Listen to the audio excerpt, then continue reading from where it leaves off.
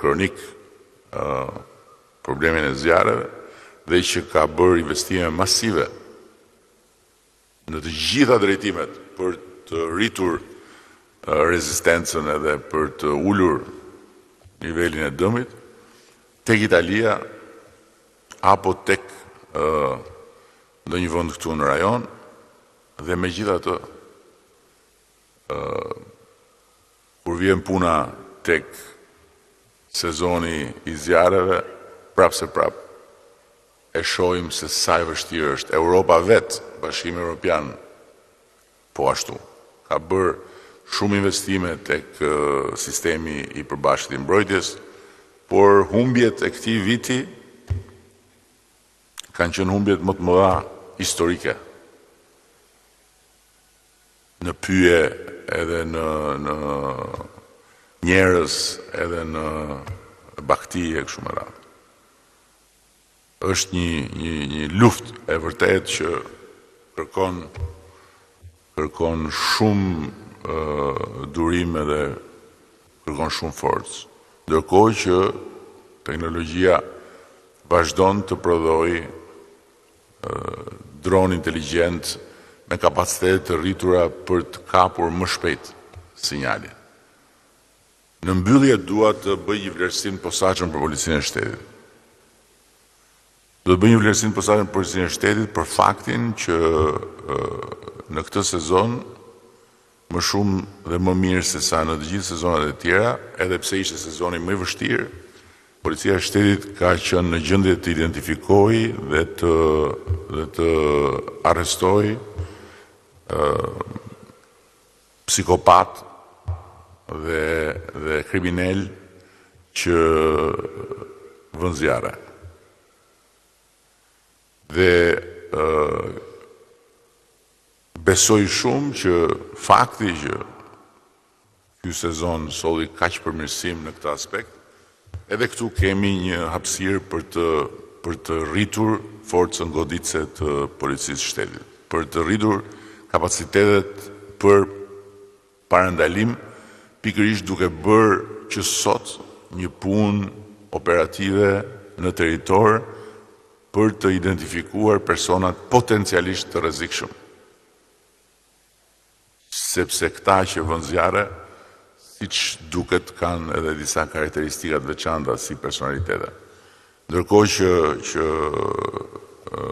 kemi bërë një ndërhyrje ligjore shumë të rëndësishme që aty ku vihet zjarr do të ndalohet çdo lloj leje ndërtimi për 30 vjet.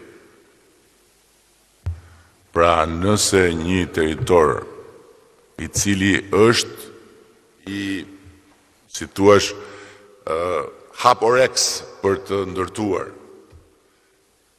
digjet, për 30 vjet aty nuk do jepet leje ndërtimi.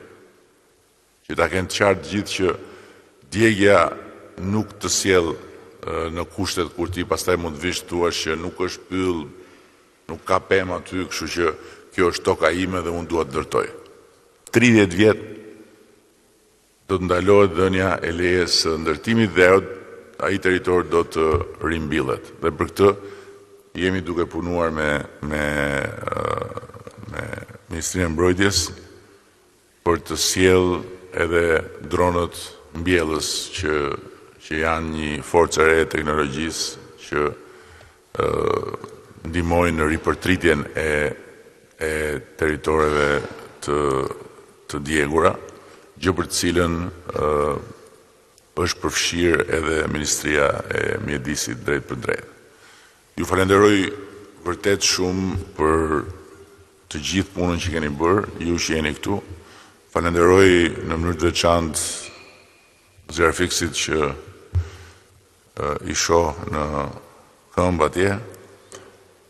Ju siguroj që jemi shumë të vetëdijshëm edhe për sfidën, edhe për vlerat e mëdha të shërbimit ndaj vendit që ju keni promovuar përmes rolit tuaj në këtë përballje edhe këtë vit dhe jemi shumë të vetëdijshëm edhe për nevojat dhe për mungesat që duhet plotësojmë që ju të ndjeni edhe më mirë dhe ta bëni punën me edhe më shumë motivim, duke u ndjerë në atë parë të vlerësuar edhe të respektuar deri në fund për këtë sakrificë dhe natyrisht që përtej të gjithave edhe motivimi financiar apo më saktë jo edhe po motivimi financiar mbetet kyç dhe ne e kemi shumë mirë parasysh. Kështu që zjarfiksve u them zoti ju bekoft edhe bekoft edhe familjet tuaja, sepse realisht ajo që ju bëni është diçka e jashtëzakonshme. Gjë të cilën e them me gjithë zemër edhe për gjitha forcat e armatosura që janë përfshira në vijën e parë në këto raste, apo dhe për forcat e policisë shtetit. Shumë faleminderit gjithëve edhe me kurajo edhe me vullnet do të bëjmë pa diskutim çdo ditë më shumë, çdo ditë më mirë.